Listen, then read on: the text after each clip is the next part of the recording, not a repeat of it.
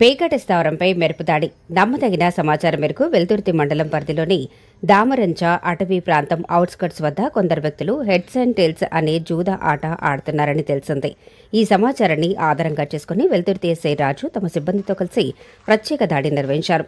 దాడి సమయంలో అక్కడ జూదం ఆడుతున్న 3 వ్యక్తులను పట్టుకుని సుమారు 10 మందికి పైగా వ్యక్తులు అక్కడి నుండి పారిపోయారు.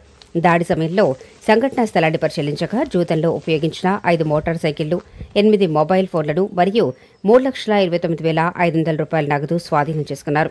ఈ నగదు వారు ఆటలో ఉపయోగించిందిగా గుర్తించారు.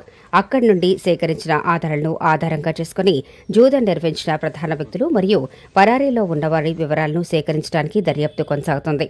జూదం ఆడటం వల్ల గ్రామీణ ప్రాంతాల్లో చట్టం మరియు శాంతి భద్రతలకు భంగం కలిగించవచ్చని, ఇటువంటి కార్యకలాపాలపై కఠిన చర్యలు తీసుకుంటామని తూప్రాన్ సీఐ రంగకృష్ణ తెలిపారు. ప్రజల సహకారంతో ఇలాంటి అక్రమ కార్యకలాపాలను అరికట్టేందుకు పోలీస్ శాఖ కట్టుదిట్టమైన పర్యవేక్షణ కొనసాగిస్తుందని పేర్కొన్నారు.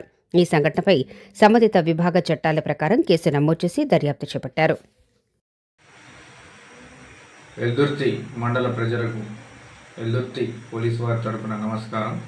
ఈరోజు మన దామరంచ అటవీ ప్రాంతంలో చిత్తుబొత్తు ఆడుతున్నారని నమ్మదగిన సమాచారం రాగా వెంటనే ఆ యొక్క సమాచారాన్ని మా యొక్క సుపీరియర్ ఆఫీసర్కి తెలిపి నేను మరియు మా సిబ్బందితో పాటు వెళ్ళి ఆ యొక్క అటవీ ప్రాంతంలో ఎక్కడైతే చిత్తుబొత్తు ఆడుతున్నారో ఆ యొక్క స్థలంలో దాడి చేయడం జరిగింది. ఆ దాడిలో భాగంగా మాకు 3 వ్యక్తులు పట్టుబడినారు.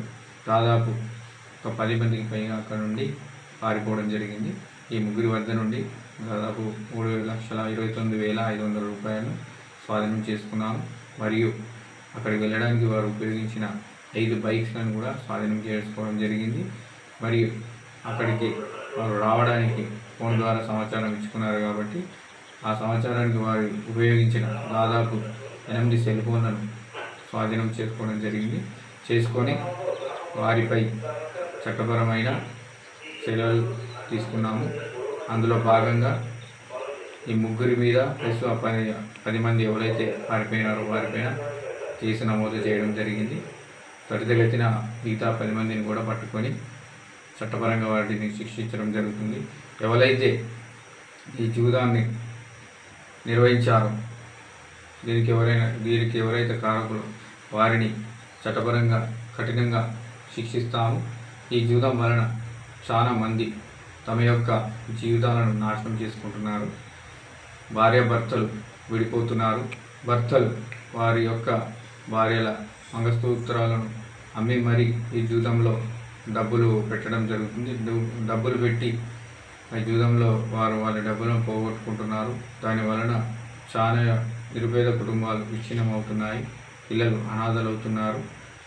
మరియు ఎవరైతే ఈ డబ్బులు పోగొట్టుకుంటున్నారో వారు ఆర్థికంగా నష్టపోయి మద్యానికి బానిసై వారి యొక్క జీవితాన్ని నాశనం చేసుకుంటున్నారు.